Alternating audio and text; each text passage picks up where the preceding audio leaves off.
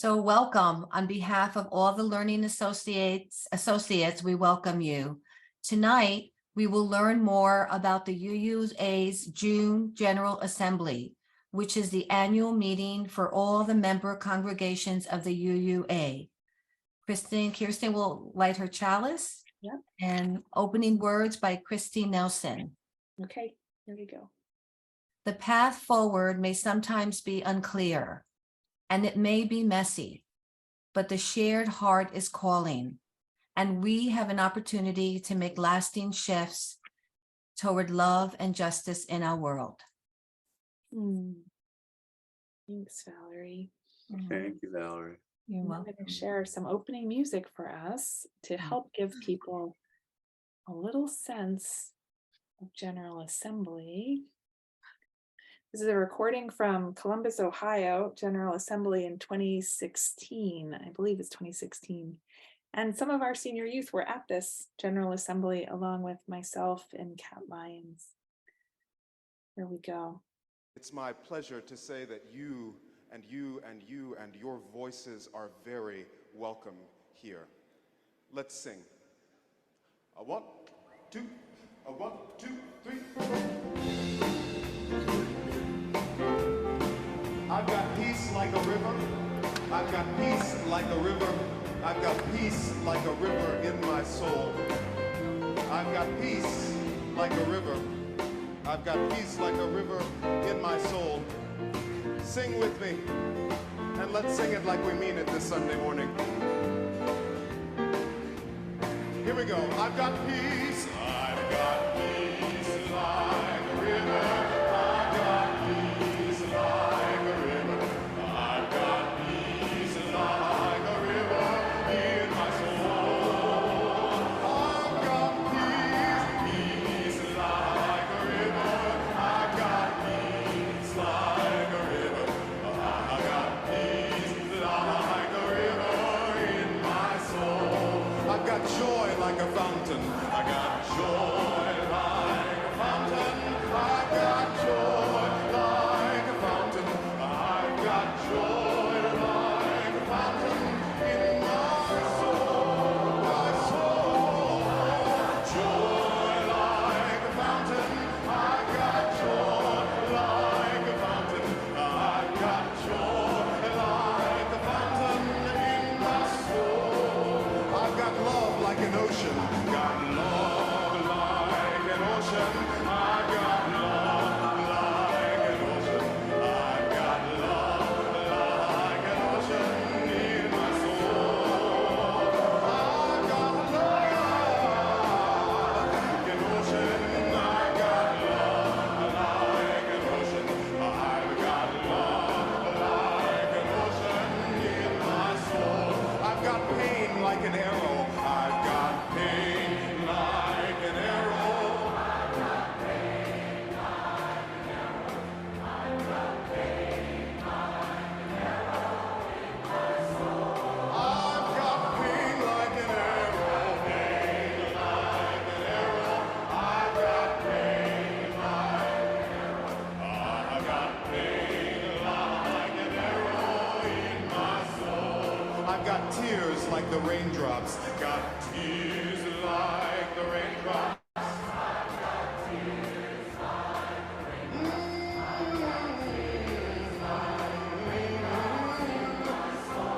I've got tears like the raindrops. Tears like the raindrops. I've got tears like the raindrops. I've got tears like the raindrops in my soul. But I've got strength like a mountain. I've got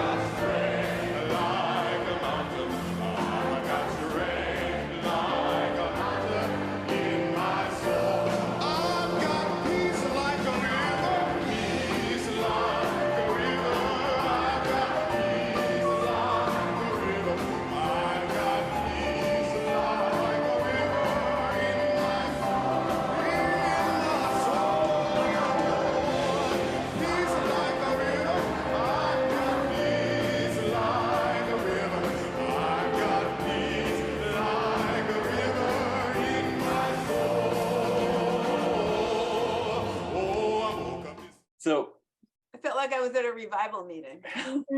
it's clearly, GA is clearly different from your weekly service. Um, so Myra and I were delegates once to GA, quite a while back, 20 years, maybe. I Almost. don't know, a couple of times ago in Portland, Oregon, and we went in person. And I was a delegate for South Church a few years ago virtually as well. Mm. Right. So besides the celebration of faith and the interesting, stimulating lectures, whether it's the Ware lecture or the Foss lecture or any of those, and a lot of the sort of church affiliated workshops and, about anything you can imagine. A lot of General Assembly is the mundane details of governance. And some of those are not so mundane. Sometimes they're pretty exciting. And, especially when we're talking about faith concerns, it's people care passionately. So one of the things as a delegate is that there are a lot of issues that come up that need to be voted on. And you have to, it's your responsibility to vote for your congregation. You are the voice of the congregation in that venue or on that issue. So it's kind of a cool and troubling place to be, because you don't want to make the wrong decision. And you hear all kinds of sides, and often you hear things that you weren't not aware of before, other ways of seeing the problem. So even when you come in thinking, I'm going to vote this way on this, after the discussion, you may or may not still be in that position. So it's a really cool process. But that's in person. And Myra probably has something to say about the virtual, and she might have a whole different take on what happens in person too. As is usually the case. But I think that people, if anybody out there is thinking about going to GA, whether as a delegate or not, it is a phenomenally fabulous experience. I mean, that was my experience of it. To be in one venue with thousands of other Unitarian Universalists, and we're usually like the only one in town or the only one in our school or something like that, is so affirming. And there is such amazing joy in the gathering. And I just learned so much about components and corners of Unitarian Universalism that I, had never interacted with or come across. I can't think of what they are right now, but there were, at any given hour, there are dozens of different workshops going on, and people talking about just, I can't even think, but like Kirsten mentioned that this year there is a workshop on changing your congregation's name, which for some congregations is a hot button issue. Like how to attract young adults, or do we use the word God, or what do you think of this hymnal anyway? And there's all kinds of things, and great sharing of ideas and music, and the services there are just, there's no words to describe what they're like. But then the governance process, as Arthur described, so the business meetings are open to everybody, but only the delegates can vote. If you're a delegate, you will see get the agenda in advance and see what day and at what time, whether it's in person or virtually, there are meetings that you have a responsibility to be at, to hear a discussion of the issues and to vote. So I did learn today by reading the frequently asked questions for delegates. I have already registered for the conference, and have put in a request to the board to be named a delegate. South Church has, I think, 10 delegates because it's based on the size of the congregation. That you actually depends on the congregation's policy. The UUA does not require you to vote as your congregation wants you to vote, right? So you basically have freedom of conscience there and can vote as you want, unless you have made other arrangements with your congregation, and the congregation has had a forum for discussion about this so that you can represent your congregation in that way. So I know that when I was a delegate, however many years ago it was, the first year maybe that we were on Zoom, I know that Alice and I and a couple of other people, there were maybe 4 delegates from South Church there.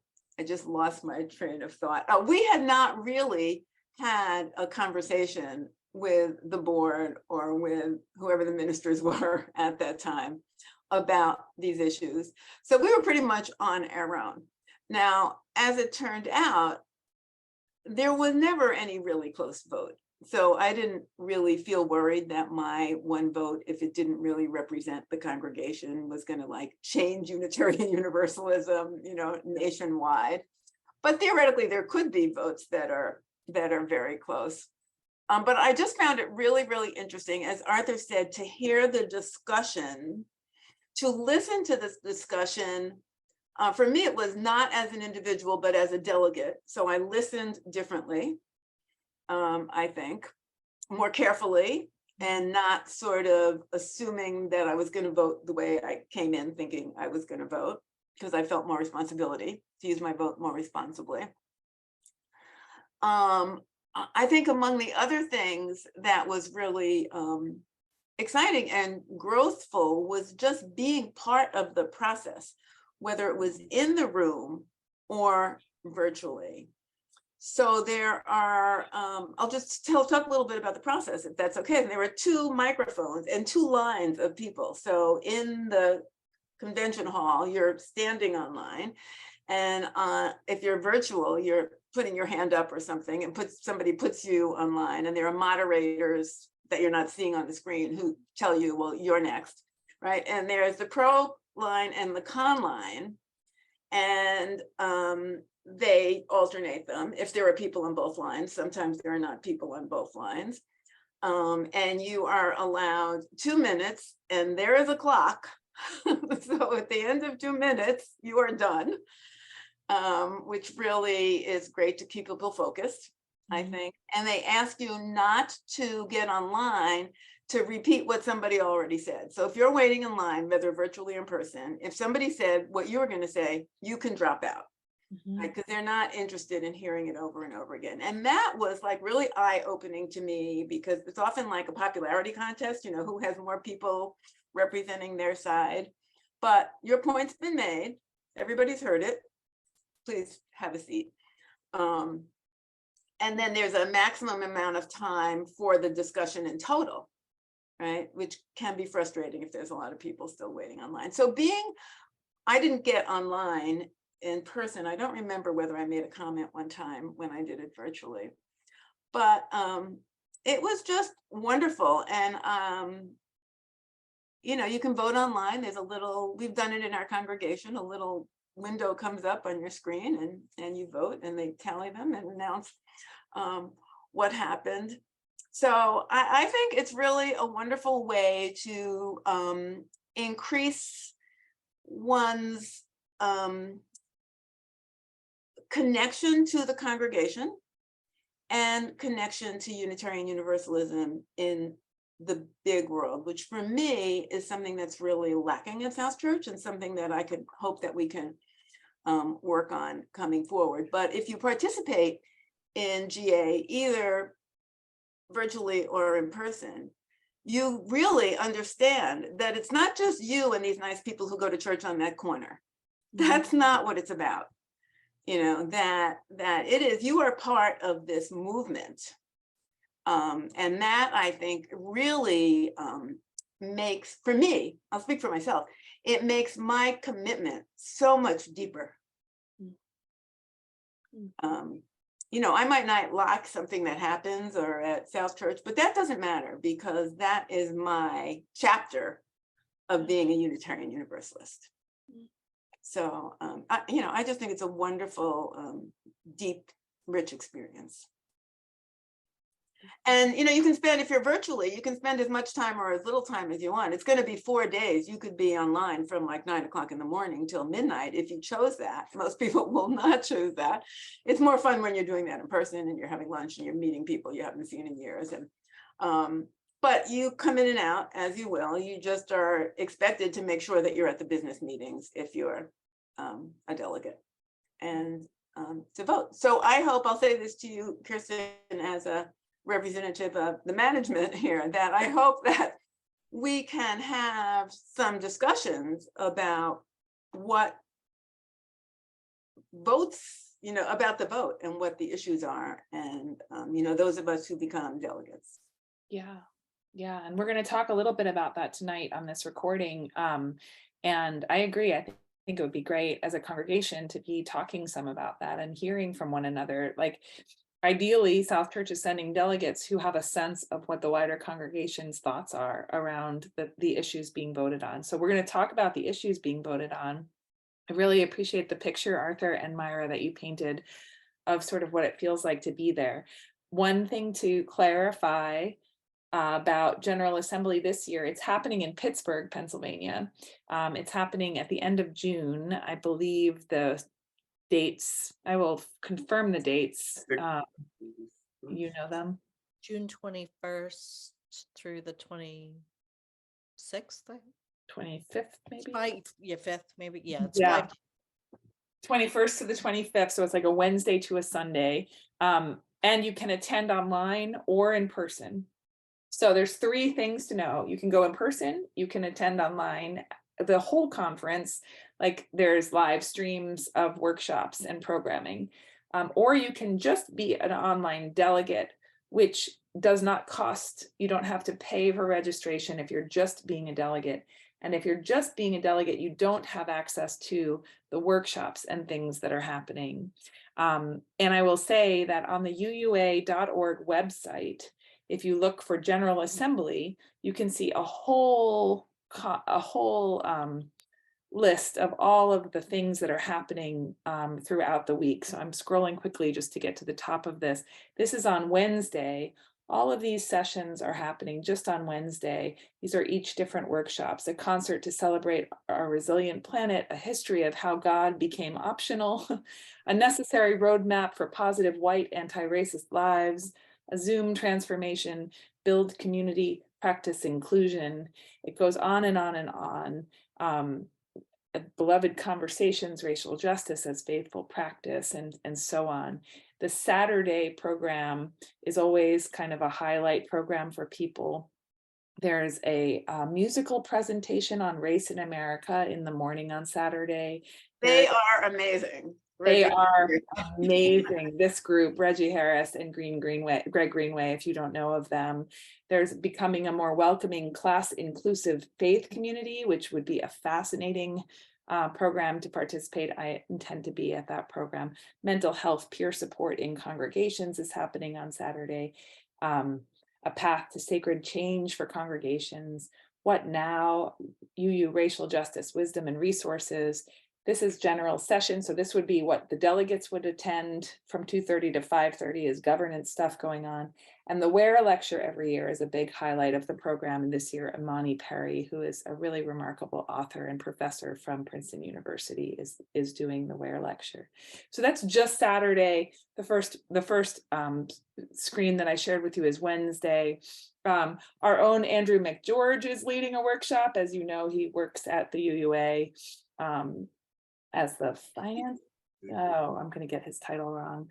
Finance, I don't recall. He works with the UUA and money stuff, and he's doing a workshop. I'm also going to be a part of a panel on Friday as well. I think it's Thursday or Friday. So many different things that you can participate in terms of programming if you attend, whether you go in person to Pittsburgh or register to be online. And you can also just attend as a delegate and do the governance sessions.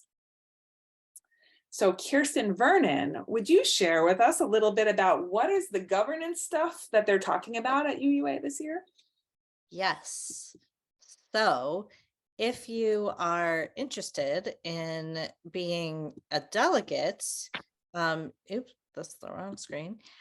You will have the opportunity to weigh in on the very, very important Article 2 vote. And this will be the first vote. Let me share my screen again. And we had sent a link with the latest version of Article 2. So basically, we have the great fortune to be in a faith that revisits the bylaws, this particular section of the bylaws, every 15 years. And the last time a major change happened was in 1985. And that was when the principles were introduced. And since the fall of 2020, there's been an Article 2 study commission that has gone through a whole discernment process, getting a whole bunch of inputs from congregations, and they submitted draft proposed language to the board at the board meeting in this past January. And now the UUA Board of Trustees is embarking upon an amendment process. So it was thought that what was submitted in January would just go to the vote at GA, but now there's additional opportunity to provide feedback.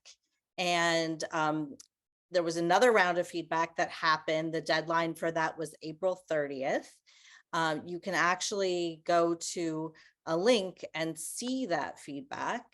And then there's going to be 3 different workshops that the UUA board is holding.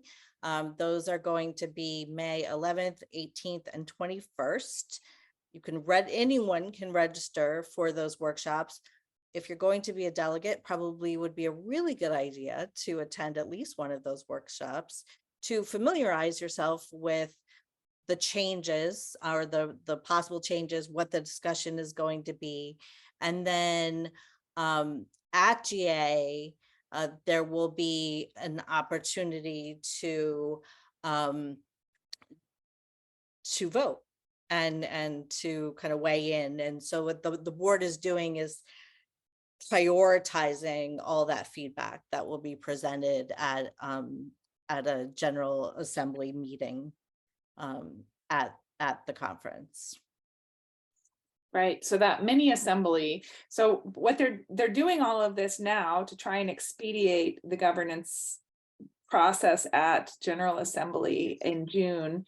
And so they're creating the amendments. Basically, they're talking through the amendments here now in May, and then those amendments will be put forth at this mini assembly. So there will not be an opportunity at General Assembly to make changes to the proposed language for Article 2. It will already be created by this process they're doing this spring. And just to clarify, Article 2 is the language in the UUA bylaws that articulates what Unitarian, but it articulates sort of our agreed upon covenant as an association of UU churches. So what we hear referenced as the 7 principles and the 6 sources of Unitarian Universalism, that language comes directly out of Article 2 of the UUA bylaws. And that is what they're referenced, that's what they're reviewing and proposing updated language for. We've had a bunch of conversations at South Church over the past year about that. And there's other recordings of WhatsApp conversations you can watch if you want to catch up on the details of what that process has looked like. And the language itself can be viewed on the UUA.org website. If you just look for Article 2, you can read the full report and the proposed language, as well as updates about these feedback sessions that have, or updates about the feedback they got in April that are going to be presented in May. And the other vote that is happening at GA is for the new president who Right. is running uncontested. Right. Her name is Sophia Betancourt, and she has been doing, has been hosting, I want to say forums isn't the word, but there's a word for it, but hosting folks to come and hear about her and what her vision for Unitarian Universalism is, what her vision for our faith over the next several years will be. Typically, when we have a new president election, there are at least 2 candidates, if not 3. But the way that the nomination process works, and South Church is very familiar with this, it's kind of a funny nomination process. And sometimes the people that get nominated don't accept the nomination. And that's basically what happened with the presidential nomination process, is that the nominees that were of the nominees that were chosen, Sophia is the only one that agreed. And so she's running uncontested, not by her choice. I think actually if she could choose, she would prefer to be running with someone, you know, against someone, so that she feels really chosen. And that's part of, I think, why she's really trying to make herself available to Unitarian Universalists, to ask her questions and kind of find out about her, so that she's still engaging in the political process, even though there isn't any opposing candidate. Sophia Betancourt is an interesting woman and worth looking into, and her leadership, I'm sure, will have a significant impact on Unitarian Universalism. She's incredibly intelligent. I know she's deeply rooted in Black feminist theology, and she did a really amazing talk last year on ecofeminism that I found to be profound. I will find the link for that as well. I think if you look up Sophia Betancourt, it was a FOS lecture. She did the FOS lecture last year. So if you look up Sophia Betancourt FOS lecture, you could watch her from last year. She is super smart and has a really strong vision. So she's a super interesting candidate you could look into. Okay, that was a lot of information. Did anyone in the room have any thoughts or anything that popped in their mind, any questions, anything they want to bring up from what's been shared, or more broadly?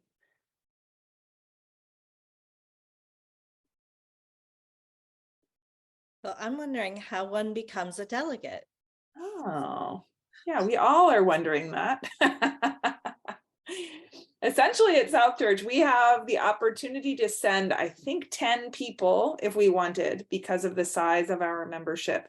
And that's based on how many people you pay into the UUA for. So we take our member count, and that is directly connected with the dues we pay to the UUA. And the UUA allocates the number of delegates to each congregation based on their membership number. So it's pretty straightforward, right? Congregations that have more people in them have a larger number of delegates. South Church very rarely in its history has used all of its delegates. As far as I know, 2 people in this room are planning to be delegates. I think Myra, and I know Kirsten Vernon is thinking about it. And maybe Lauren Katz, I don't know if she's thinking about it. Nope. You made a little motion that made me wonder. I feel like one other person had also mentioned to me, and their name is not coming to me right now, but there may be at least 3 people that have already expressed interest. But essentially at South Church, if you're interested in being a delegate, you probably can. It has not been something that has required people to apply and sort of get chosen, because we've had more spaces than people taking the spaces. The Board of Trustees has to appoint the delegates, but I am collecting the names, so you can contact me if you're interested in being a delegate, and I will bring your name to the Board of Trustees, and they will follow up with you when your name is submitted on the congregational end, so that you can sign up for your delegate credentials, which is what you do in order to be at the General Assembly. If you're planning to attend for the programming, you still have to register and pay for General Assembly itself. If you're flying to Pittsburgh, you also want to get a flight. Feel free to let me know if you're doing that. I'm happy to connect people, because people could travel together or even share a hotel room to reduce costs. There's all kinds of ways to make it a little more affordable. And again, you can be a delegate without paying any money via the online voting live stream. So it is. Can I just add, Kirsten, that if you want to be a virtual registrant, that's $300. Great. Thanks, Myra. And I'm not sure what the in-person registration is. Yeah, I want to say maybe it's closer to 400 for in-person. I think it's 500 now because the early bird stuff is no longer. And I think to get the $500 amount, you need to register by May 15th. Yeah, there is stages of what the Right. cost is depending on when you register. And there are also some you can apply for some scholarships, and I don't know what the deadlines are for that. But if you are interested and it's cost prohibitive, contact me as well, and I can connect you with possible resources and support around that. Because yeah, getting engaged in this way is really valuable, and we'd love to help in any way we can to make that happen. And I think this is a particularly interesting time, to get engaged. I mean, I just find it so fascinating that one can actually be a participant in really an evolution of a religion. Agreed. That's a pretty cool thing.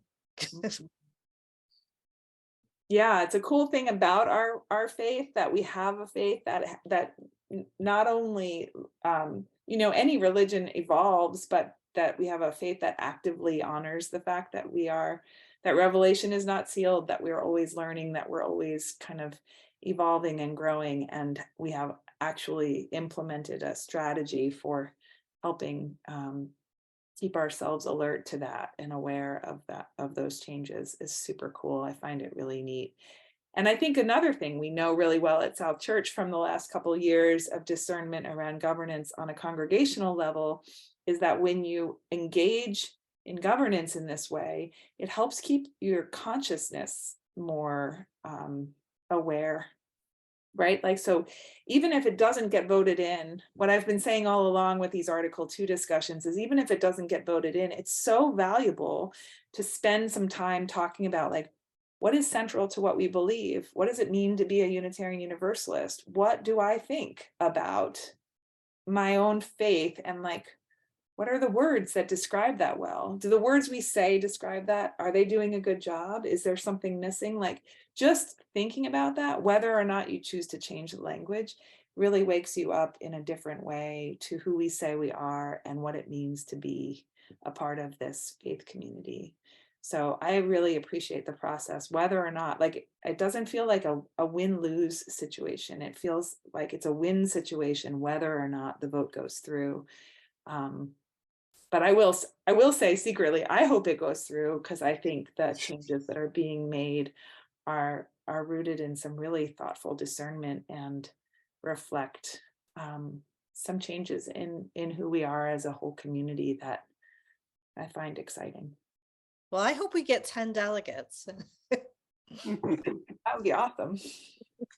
If it's okay to chime in, I'll just add, I popped in, sorry I was a few minutes late, because I did go to General Assembly once. Of course, it's easy to do when it's local, so I went when it was in Boston.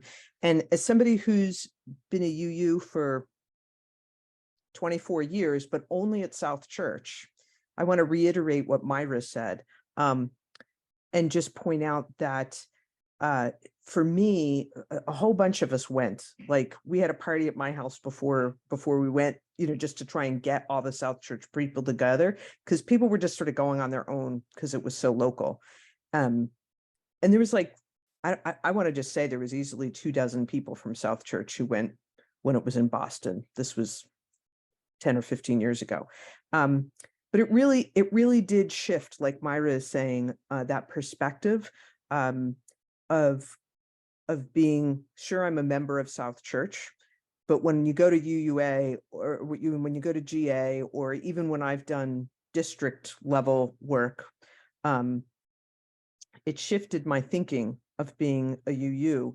And I think it's really important because not every UU experience is the same. Not every UU church is like ours, and that's a really great thing. But boy, do you get to be thinking more and more reflective of your experience and where you want it to go when you're looking at other people.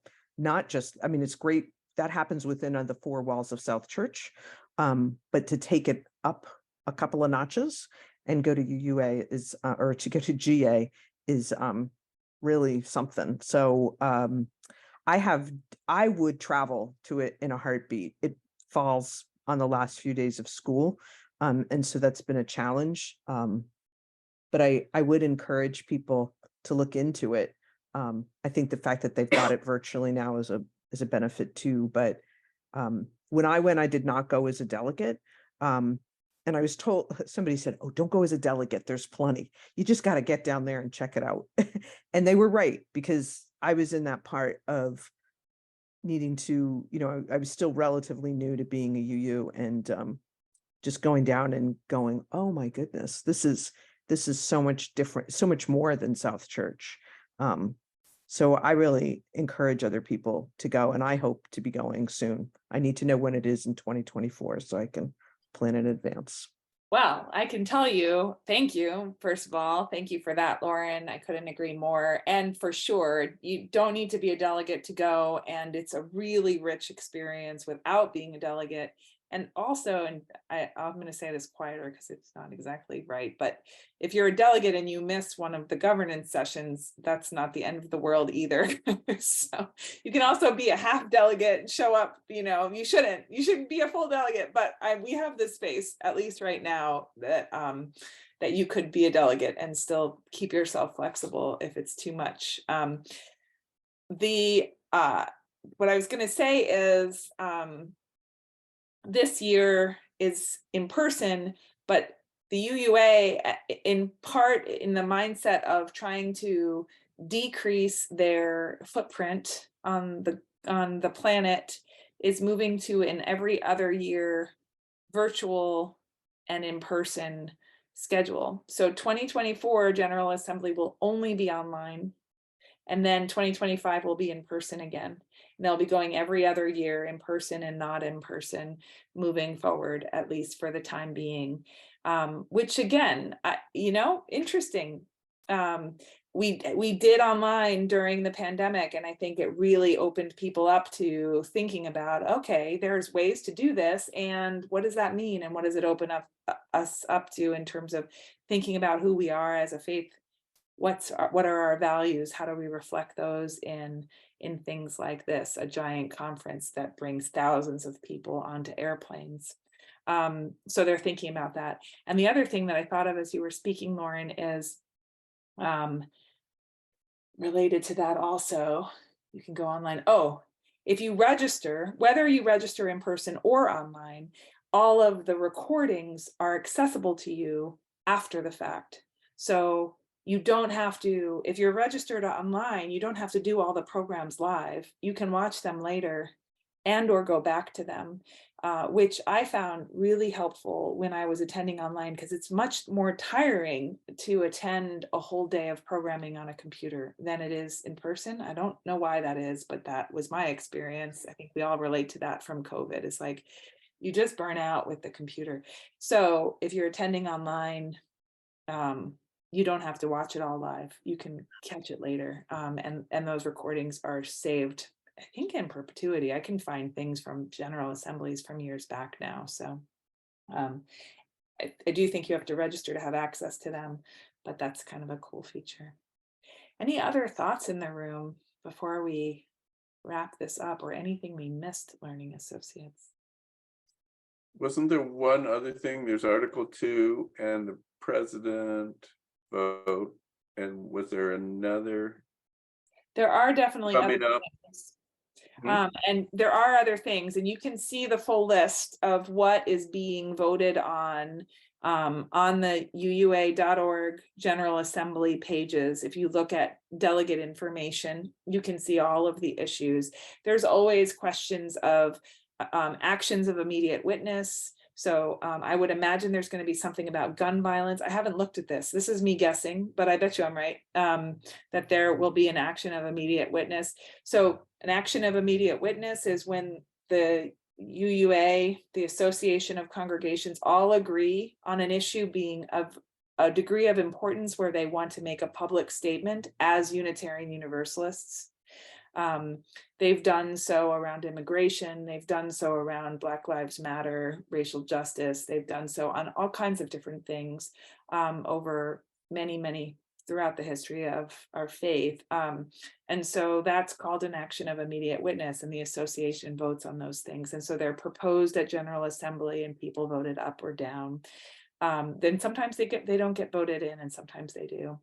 They also will, I'm sure, there'll be proposals about investments. That's been the last few years. There's been discernment about where the UUA invests its endowment funds, which directly relates to South Church. Our endowment is a part of the big UUA pool. That's where it's held. And so determination of where they put that money, whether it's invested in fossil fuels, things like that, come up every year at General Assembly. I'm sure there's many other things on the docket as well. So you can look at that, the full sort of list of what's being voted on and when through the UUA pages, especially after you register. They'll send you your delegate information and you'll have full details about that. Great. Out of the three of you here that are attending, is anybody attending in person? Yes. Kirsten Vernon and I and Reverend Ellen will be there in person. Myra's attending virtually, I believe. Is that Yes. right, Myra? Yeah. Yeah, and there may be one other person there in person. Again, I can't remember who it was, but I feel like another person spoke to me about going, and I can't recall, but I think so. Yeah, Reverend Ellen and I and Kirsten Vernon will all be there in person, and hopefully more of us as well. Because after you watch this video, how can you resist? All right. Thanks to everybody for all the information and the testimonials. For me, it was a whole learning experience, and I feel like I really have a good sense of the General Assembly and the whole process of to be a delegate a lot more. So thank you. Appreciate that. Awesome. Thank you. Okay, y'all. Have a great night, everybody. I'm going to stop our You too. recording now. Okay.